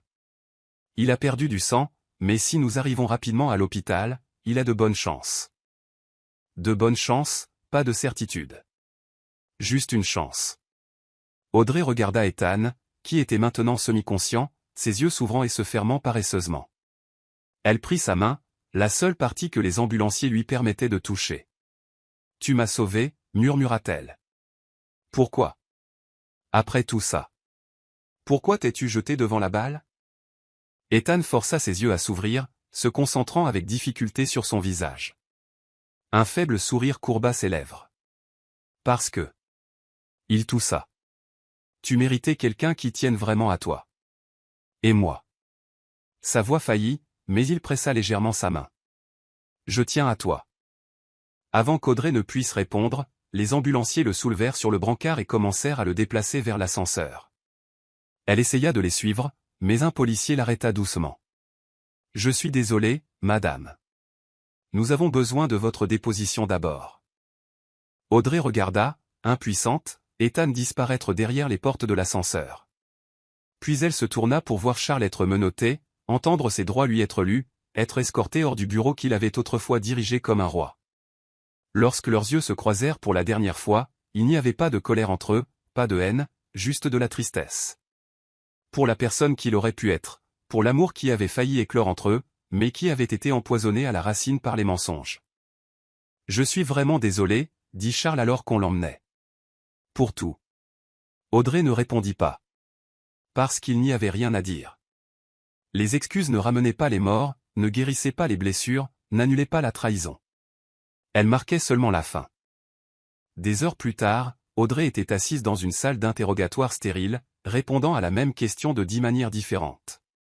Les détectives allaient et venaient, enregistrant sa déclaration, vérifiant son histoire par rapport aux preuves, vérifiant la clé USB qu'elle avait volontairement remise. Lorsqu'ils la libérèrent enfin, avec des avertissements de ne pas quitter la ville et des promesses de plus de questions plus tard, le soleil se levait. Audrey quitta le poste de police pour retrouver un monde qui semblait exactement le même qu'hier, mais pour elle, tout avait irrévocablement changé. Elle prit un taxi directement pour l'hôpital. Elle trouva Ethan en soins intensifs, relié à des machines qui bipaient à un rythme constant et réconfortant. Son épaule était bandée et il y avait une pâleur sur sa peau qui n'était pas là auparavant, mais il était vivant. Il respirait. Il se battait. Une infirmière l'informa qu'il était stable et qu'il se réveillerait bientôt. Audrey s'assit sur la chaise près du lit, prit sa main encore chaude, encore vivante et permit enfin à tout de s'effondrer. Elle pleura. pour le père qu'elle avait perdu, pour la mère qu'elle ne serrait plus jamais dans ses bras, pour la sœur qui luttait encore pour se réveiller, pour l'innocence que Charles lui avait volée, pour la confiance qui avait été trahie. Mais elle pleura aussi de soulagement. Parce que la vérité était enfin exposée, parce que le vrai monstre était en détention, parce que, contre toute attente, elle avait survécu. Et parce que l'homme allongé dans ce lit, l'homme qu'elle avait été envoyé pour tromper, s'était avéré être le seul à l'avoir vraiment vu. Audrey ne savait pas ce qui se passerait ensuite, ne savait pas si Ethan lui pardonnerait son rôle initial dans la supercherie, ne savait pas si elle pourrait se pardonner elle-même. Mais elle savait une chose, la vérité, aussi douloureuse soit-elle, valait toujours mieux que de vivre dans le mensonge. Et peut-être, juste peut-être, que sur les ruines des mensonges, quelque chose de réel pourrait enfin pousser. 3 jours s'étaient écoulés depuis cette nuit-là. 3 jours durant lesquels Audrey avait à peine quitté l'hôpital, alternant entre la chambre d'Ethan et celle d'Emma, comme si sa présence constante pouvait d'une certaine manière les ancrer tous les deux à la vie. Elle dormait sur des chaises inconfortables, mangeait de mauvais sandwichs de cafétéria et évitait tous les journalistes campés à l'entrée de l'hôpital, affamés de détails sur le scandale Whitmore. Les gros titres étaient implacables, le PDG de Whitmore Enterprises arrêté pour meurtre et tentative de meurtre, un empire d'1 milliard de dollars bâti sur le sang et les mensonges, le frère héros sauve son assistante d'un exécutif psychopathe. Audrey les ignorait tous. L'opinion publique n'avait pas d'importance, le cirque médiatique n'avait pas d'importance. Tout ce qui comptait se trouvait dans 2 lits d'hôpital différents, luttant pour survivre aux tempêtes qu'elle avait en quelque sorte contribué à créer. Au matin du 4e jour, quelque chose changea. Audrey était assise à côté d'Emma, lisant à haute voix un livre qu'elles adoraient quand elles étaient enfants, une histoire idiote sur une princesse qui se sauvait elle-même, quand elle le vit. Un mouvement. Petit, presque imperceptible. Les doigts d'Emma tressaillirent. Audrey laissa tomber le livre si vite qu'il heurta le sol avec un bruit sourd. Emma ? Elle saisit la main de sa sœur, le cœur battant à tout rompre. Emma, est-ce que tu m'entends ? Serre ma main si tu m'entends. Pendant un instant, rien. Puis, aussi léger que le toucher d'un papillon, Emma serra. Oh mon Dieu, oh mon Dieu. Audrey courut vers la porte, criant dans le couloir. Infirmière. Docteur. Elle se réveille. Ce qui suivit fut un tourbillon d'activité médicale. Médecins et infirmières inondèrent la chambre, vérifiant les signes vitaux, appelant des spécialistes, ajustant des machines. Audrey fut poussée dans un coin, observant anxieusement pendant qu'il travaillait. Et puis, lentement et douloureusement, comme quelqu'un émergeant d'un océan profond, Emma ouvrit les yeux. Ils étaient marrons, exactement comme ceux d'Audrey, exactement comme ceux de leur mère. Et bien qu'ils fussent confus, désorientés, il y avait de la vie en eux. De la conscience. De la reconnaissance. Audie ? Audrey ? La voix d'Emma était rauque, faible, mais c'était sa voix. Réelle. Vivante. Audrey écarta les médecins, tombant à genoux près du lit, tenant le visage de sa sœur entre ses mains. Je suis là.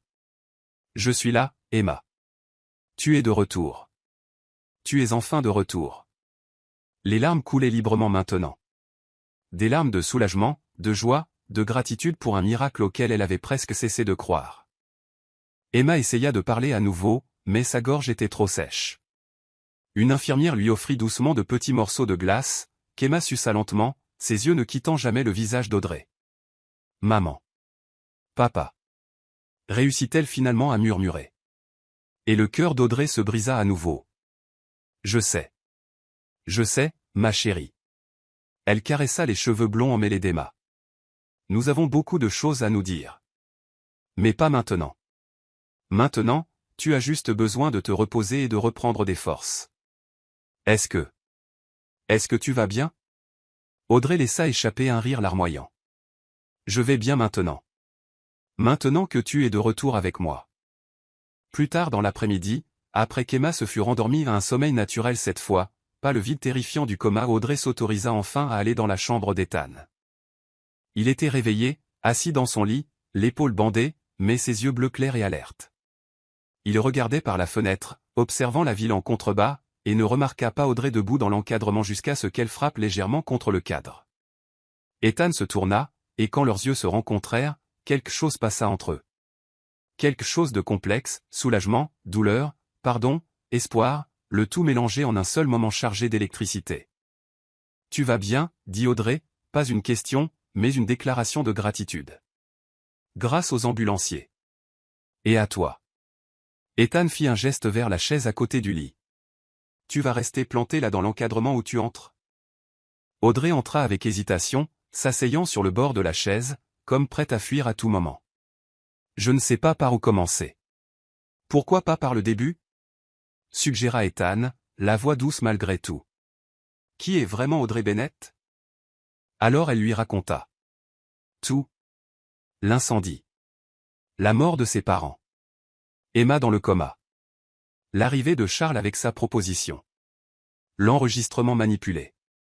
Le dispositif d'espionnage. Chaque mensonge qu'elle avait raconté, chaque rôle qu'elle avait joué, chaque moment où sa culpabilité l'avait presque consumé. Ethan écouta en silence, son visage traversant une série d'émotions, choc, tristesse, colère non pas dirigée contre elle, mais contre Charles. Et finalement, de la compréhension. Quand elle eut fini, sa voix était rauque d'avoir tant parlé, et des larmes silencieuses coulaient sur son visage. « Je suis désolée, murmura-t-elle. Je suis désolée pour tout. Tu ne méritais pas d'être trompé comme ça. Tu ne méritais rien de tout ça. » Ethan resta silencieux un long moment. Puis, lentement, il tendit sa main valide. « Viens ici. » Audrey hésita. « Ethan, s'il te plaît. » Elle se leva, s'approchant du lit. Ethan prit sa main et la tira doucement pour qu'elle s'assoie sur le bord du matelas à côté de lui. « Tu veux savoir ce que je pense ?» demanda-t-il doucement. Audrey hocha la tête, ne faisant pas confiance à sa voix. « Je pense que tu as été placé dans une situation impossible par un homme qui aurait dû te protéger, mais qui t'a utilisé à la place. Je pense que tu étais désespéré de sauver ta sœur et que tu aurais fait n'importe quoi pour elle, ce qui n'est pas une faiblesse, c'est de l'amour. Et je pense. » Il serra légèrement sa main. « Que tu es la personne la plus courageuse que j'ai jamais rencontrée. » « Je ne suis pas courageuse, je suis une lâche, une menteuse. » « Non. » Ethan utilisa sa main libre pour tourner son visage vers le sien, la forçant à le regarder dans les yeux. « Tu es une survivante, et il y a une énorme différence entre faire ce qu'il faut pour survivre et être une mauvaise personne. Comment peux-tu me pardonner si facilement ? Parce que je comprends. » Quelque chose de sombre traversa son expression. « Mon frère était, un maître de la manipulation. Il m'a manipulé pendant des années, me faisant croire que c'était moi le problème, l'irresponsable, alors qu'il était le sauveur de la famille. Il m'a fallu beaucoup de temps pour voir la vérité. Alors oui, je comprends à quel point il est facile d'être trompé par Charles Whitmore. » Audrey sentit quelque chose en elle se briser et se reformer en même temps. Elle s'était attendue à de la colère, elle s'était attendue au rejet. Mais ça, le pardon, la compréhension. C'était plus qu'elle ne s'était permis d'espérer. Emma s'est réveillée, dit-elle soudainement, un sourire sincère touchant enfin ses lèvres pour la première fois depuis des jours. Ce matin, elle s'est enfin réveillée. Le visage d'Ethan s'illumina. « Audrey, c'est incroyable.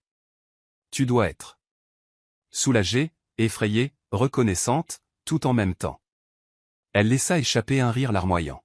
« J'ai presque pas voulu y croire quand je l'ai vue, mais elle est vraiment de retour. » Alors, quelque chose de bon est sorti de tout ça. Oui. Audrey regarda là où leurs mains étaient entrelacées. Et toi? Tu es quelque chose de bon aussi. Ethan resta silencieux, ses yeux étudiant son visage avec une intensité qui lui donnait envie de détourner le regard, mais elle se força à tenir bon. Audrey, commença-t-il avec hésitation, je ne veux pas te mettre la pression, Dieu sait que tu as traversé assez d'enfer, mais j'ai besoin de savoir. Il prit une profonde inspiration. Y avait-il quelque chose de vrai entre nous? Ou tout cela n'était-il qu'une comédie? Audrey ferma les yeux, se remémorant chaque instant, les dîners, les rires, la façon dont il la regardait comme si elle était la seule personne dans la pièce, le contact de sa main sur la sienne. Au début, admit-elle doucement, c'était un rôle. Je suivais des ordres, je jouais un personnage. Mais quelque part en chemin. Elle ouvrit les yeux, croisant les siens. J'ai arrêté de faire semblant. Les sentiments sont devenus réels, et ça m'a effrayé plus que tout. Pourquoi? Parce que tu étais censé être le méchant. Tu étais censé être l'homme que je détestais. Mais plus j'apprenais à te connaître, plus je réalisais que Charles avait tort, et là, je ne savais plus quoi ressentir. Et maintenant, demanda Ethan, une vulnérabilité brute dans la voix. Que ressens-tu maintenant? Audrey pensa à toutes les raisons pour lesquelles c'était compliqué, à tous les mensonges qui avaient été dits, à toute la douleur qui devait encore guérir. Mais elle pensa aussi à la façon dont il s'était jeté devant une balle pour elle, à la façon dont il lui pardonnait alors qu'il n'en avait aucune obligation, à la façon dont, même maintenant, blessé et trahi, il la regardait encore comme si elle était quelque chose de précieux. Je sens, dit-elle lentement, honnêtement, que je veux découvrir qui nous sommes quand nous ne sommes pas entourés de mensonges. Je sens que tu mérites quelqu'un qui soit complètement honnête avec toi. Et je sens. Elle serra sa main. Que peut-être, juste peut-être, nous pouvons trouver quelque chose de vrai au milieu de tout ce chaos. Le sourire qui illumina le visage d'Ethan fut comme le soleil se levant après la tempête la plus sombre. Ça, dit-il doucement, c'est tout ce que j'avais besoin d'entendre. Et là, dans cette chambre d'hôpital, avec ses murs blancs stériles et l'odeur de désinfectant dans l'air, quelque chose de nouveau commença à pousser. Pas de l'amour. Pas encore. Mais la promesse de l'amour. Une fondation construite non pas sur des mensonges, mais sur la vérité. Non pas sur la manipulation, mais sur le choix. Et peut-être, pensa Audrey alors qu'Ethan tirait doucement sa tête pour qu'elle repose sur son épaule valide, que c'était plus précieux que tout ce qui avait existé avant. 6 mois plus tard, le soleil matinal peignait le ciel de nuances d'or et de rose alors qu'Audrey se tenait sur le porche de la maison en bord de mer, regardant les vagues se briser doucement sur le sable. L'air salé remplissait ses poumons, apportant avec lui un sentiment de paix qu'elle ne pensait plus jamais ressentir. La brise jouait dans ses cheveux blonds, maintenant plus longs, plus sains, tout comme tout le reste dans sa vie. Tant de choses avaient changé depuis cette terrible nuit dans le bureau d'Ethan. Charles purgeait une peine de 25 ans pour meurtre, tentative de meurtre, falsification de preuves et une liste de crimes financiers qu'il avait fallu des semaines au procureur pour cataloguer entièrement. Audrey avait assisté au procès, assise silencieusement alors que témoin après témoin révélait l'étendue réelle de ses manipulations. Lorsque Charles l'avait vu dans la galerie, il avait simplement hoché la tête, non pas par défi, mais par acceptation. C'était ce qui se rapprochait le plus d'excuses qu'elle obtiendrait de lui. Et étrangement, c'était suffisant. Parce qu'Audrey avait appris que s'accrocher à la colère, c'était comme boire du poison et s'attendre à ce que l'autre meure. Elle avait choisi de lâcher prise, pas pour lui, mais pour elle-même. Pour qu'elle puisse enfin respirer sans que le poids de la haine ne lui écrase la poitrine. Emma avait récupéré miraculeusement. Les médecins disaient que ce serait un long processus, physiothérapie, ergothérapie, séances de conseils interminables pour traiter le traumatisme. Mais Emma était plus forte que quiconque ne l'imaginait. Elle avait réappris à marcher, à écrire, à se reconnecter au monde. Et bien qu'elle fît encore des cauchemars à propos de l'incendie, elle était vivante. Elle riait à nouveau. Elle rêvait à nouveau. Elle était maintenant sur la plage en contrebas, marchant pieds nus dans le sable avec un livre à la main, s'arrêtant occasionnellement pour regarder les mouettes plonger dans l'océan. Audrey sourit en la regardant, sa petite sœur, son ancre, sa raison de continuer à se battre quand tout semblait perdu. Du café, demanda une voix familière derrière elle. Audrey se tourna pour trouver Ethan debout dans l'encadrement de la baie vitrée, tenant 2 tasses fumantes. Il portait un jean délavé et un simple t-shirt blanc, les pieds nus, les cheveux en désordre à cause du sommeil. L'épaule qui avait été blessée était complètement guérie maintenant, bien qu'il portât toujours une petite cicatrice, un rappel permanent de la nuit où il avait failli tout perdre. Il semblait plus léger qu'il y a 6 mois, plus libre, comme si un poids qu'il portait depuis des années avait enfin été enlevé. Toujours, répondit Audrey en prenant la tasse qu'il lui tendait. Ethan la rejoignit sur le porche, se tenant si près que leurs épaules se touchaient. Ils restèrent dans un silence confortable un moment, regardant Emma sur la plage, l'océan s'étendant à l'infini devant eux. « À quoi penses-tu » demanda finalement Ethan. « À quel point les choses ont changé. À comment, il y a 6 mois, je ne pensais pas survivre au lendemain. Et maintenant ?» Elle le regarda, un doux sourire touchant ses lèvres. « J'ai ça. La paix. Toi. Emma de retour. Une seconde chance dans la vie. » Les secondes chances sont sous-estimées, convint Ethan en prenant une gorgée de café. Mais elles sont aussi effrayantes. Pourquoi? Parce que maintenant, nous avons de nouveau quelque chose à perdre. Audrey considéra cela, puis secoua la tête. Non, nous avons quelque chose à protéger. Il y a une différence. Perdre implique que nous n'avons aucun contrôle. Mais protéger, c'est un choix. Et je choisis de me réveiller chaque jour et de me battre pour ce que nous avons construit. Ethan se tourna pour lui faire face complètement, posant sa tasse sur le côté. Il y avait quelque chose de différent dans ses yeux aujourd'hui, de la nervosité peut-être point mêlée de détermination. Audrey, je dois te demander quelque chose. Ça a l'air sérieux. Ça l'est. Il prit sa tasse, la posa sur le côté, puis prit les deux mains d'Audrey dans les siennes. Ces 6 derniers mois ont été inattendus. Notre histoire a commencé par des mensonges et de la trahison. Nous aurions dû nous détruire l'un l'autre. Mais au lieu de cela, nous avons trouvé quelque chose que je ne pensais jamais trouver. L'honnêteté. La complicité. Et quelque chose que je ne peux appeler autrement que de l'amour. Le cœur d'Audrey se mit à battre plus fort. Ethan, laisse-moi finir. Il sourit nerveusement. Je sais que nous avons encore beaucoup à guérir. Je sais que ce ne sera pas toujours facile. Mais je sais aussi que je ne veux pas passer un seul jour sans toi. Je ne veux pas me réveiller dans un lit vide. Je ne veux pas prendre mon petit déjeuner seul. Je ne veux pas construire un avenir où tu ne serais pas. Et puis, à la stupeur absolue d'Audrey, Ethan posa un genou à terre. Oh mon Dieu, murmura-t-elle, les larmes montant déjà aux yeux.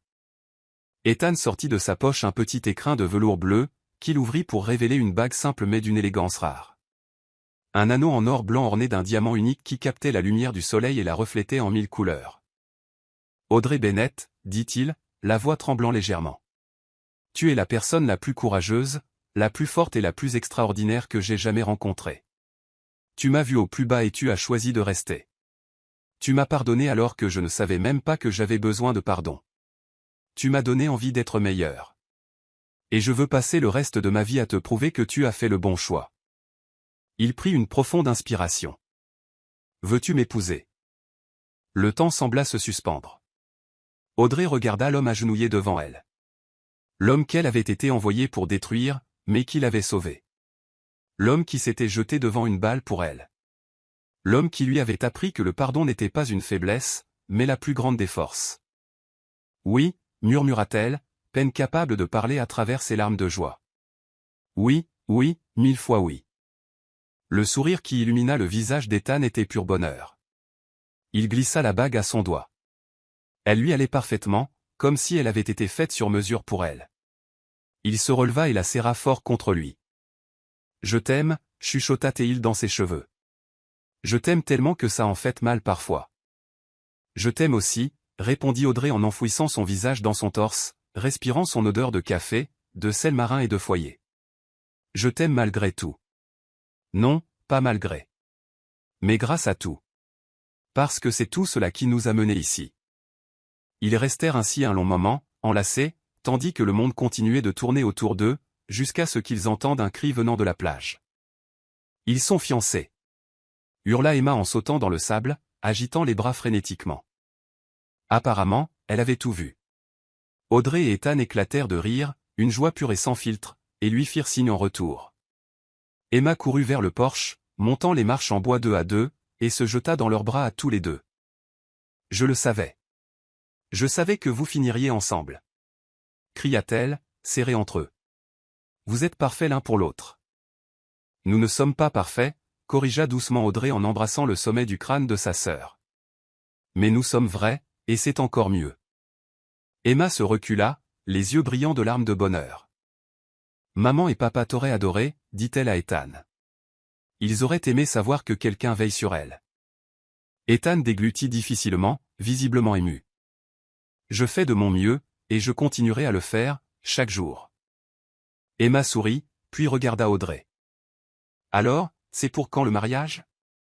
Je peux être demoiselle d'honneur? On peut le faire sur la plage? Je peux aider à choisir la robe? Audrey rit en essuyant ses propres larmes. Oui à tout.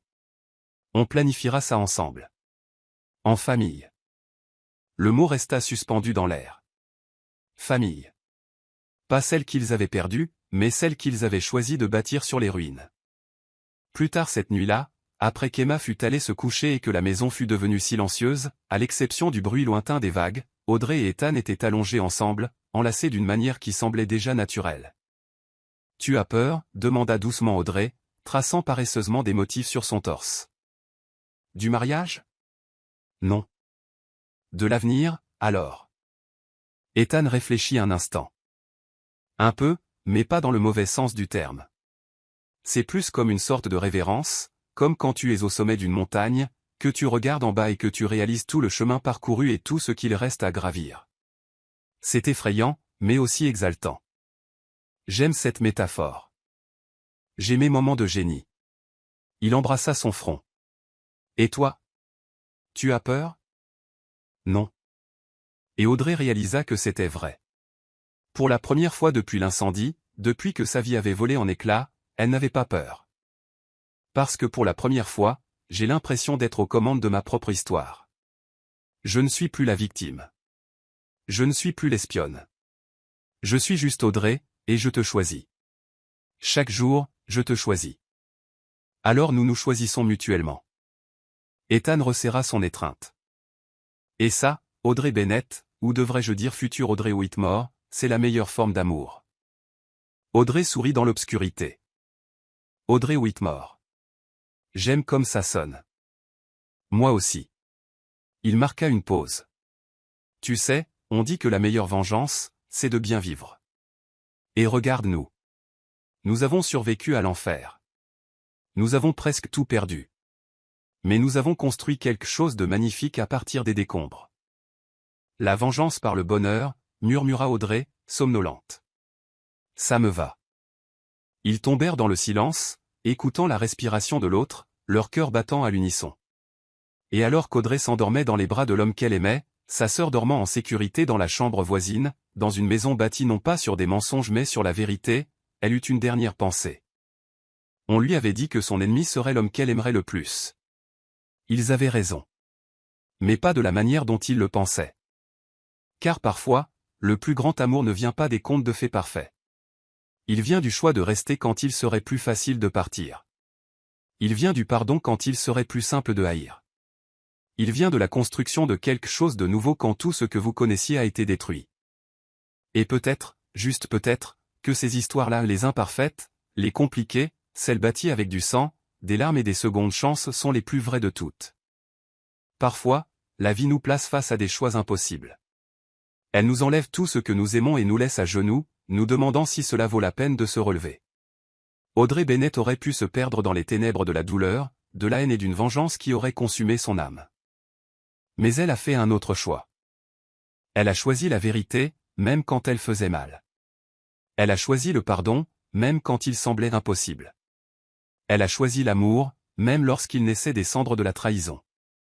Ethan Whitmore aurait pu n'être qu'un autre chapitre tragique de son histoire, l'homme qu'elle avait été envoyé pour détruire. Mais il est devenu sa rédemption, sa seconde chance, la preuve vivante que tout ce qui commence par des mensonges ne doit pas nécessairement finir par des mensonges. Car au final, ce ne sont pas nos circonstances qui nous définissent, mais les choix que nous faisons face à elles. Audrey a choisi de construire plutôt que de détruire. Elle a choisi de guérir plutôt que de perpétuer la douleur. Et ce faisant, elle a découvert que l'amour le plus puissant n'est pas celui qui vient facilement. C'est celui qui se gagne à travers les plus rudes batailles. Et vous ? Lorsque la vie vous met à genoux, lorsque tout semble perdu, quel choix ferez-vous ? Car peut-être que la vraie force ne réside pas dans le fait de ne jamais tomber, mais dans la décision de se relever, même lorsque chaque fibre de votre être vous crie de rester à terre. Parfois, l'ennemi que vous pensez avoir est le seul qui puisse vraiment vous sauver. Si cette histoire a touché votre cœur, abonnez-vous à la chaîne, laissez un j'aime et devenez membre pour obtenir un accès anticipé aux prochaines histoires. Et si vous avez senti qu'elle valait vraiment la peine d'être écoutée, cliquez aussi sur le bouton au Super Thanks. Votre geste fait toute la différence et nous aide à continuer de vous apporter des histoires qui vous émeuvent.